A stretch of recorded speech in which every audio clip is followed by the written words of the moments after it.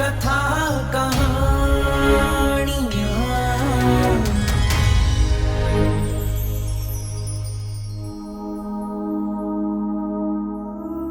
श्री गुरु नानक जी ने जब अपनी शिक्षा पूर्ण कर ली तो उन्होंने पाठशाला जाना छोड़ दिया।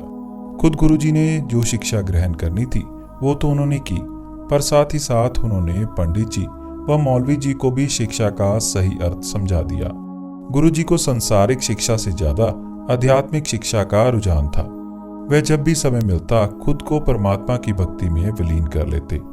वे आत्मा को परमात्मा से मेल कराकर सच्चा आनंद मानते थे, पर आमजन को उन्हें देखकर ऐसा लगता था कि वो बहुत उदास हैं, जबकि ऐसा बिल्कुल नहीं था। वे खुद से उसके रंग में रंगते जा रहे थे। उनके अंतर्मुखी स्वभाव के बारे में कोई नहीं समझ सकता था। पिता मेहता कालू व माता तृप्ता जी उन्हें चुपचाप देखकर बहुत उदास रहने लगे।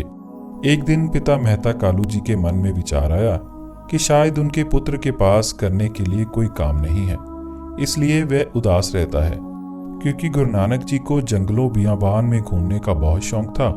दूसरे शब्दों में उन्हें दुनिया की भीड़ से परे कुदरत की गोद में रहना बहुत प्रिय था और वे उन्हें अक्सर घूमने से मना करते थे, इसलिए वो उदास रहते थे। पिता ने सोचा कि पुत्र को कोई ऐसा काम लगाया जाए जहां पर वह खुश रह सके। मेहता कालू जी के पास गायें और भैंसों का बहुत बड़ा जमावड़ा था। उन्होंने सोचा कि क्यों ना नानक को पशु चरवाने का काम लगाया जाए। इससे पशुओं की देखरेख भी हो जाएगी और नानक का मन भी बहल जाएगा। जब उन्होंने नानक से इस बारे में मशवरा किया तो वह झट से पशु चरवाने ले जाने के लिए मान गए। गुरुजी हर रोज पशुओं को चरवाने के लिए जंगल में ले जाने लगे। पशुओं को जंगल में चरता छोड़कर वह खुद एक वृक्ष के नीचे बैठकर समाधि लगा लेते और प्रभु की भक्ति में लीन हो जाते। एक दिन उनके पशु चरते हुए किसी दूसरे किसान के मक्के के खेत में जा घुस गए। पशुओं ने चरते हुए खेत को तहस नहस कर दिया। जब किसान को इस बात का पता चला तो वह भागता हुआ अपने खेत में पहुंचा।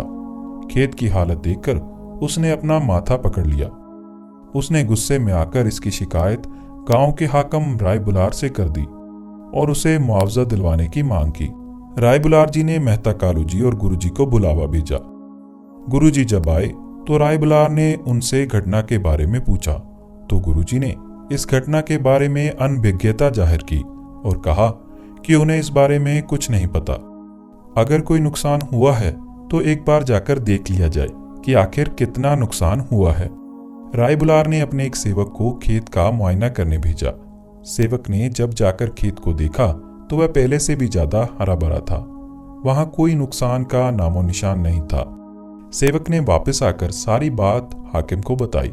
यह सुनकर सभी बहुत हैरान हुए। किसान भी खेत को हरा भरा देखकर माफी मांगकर वापस चला गया।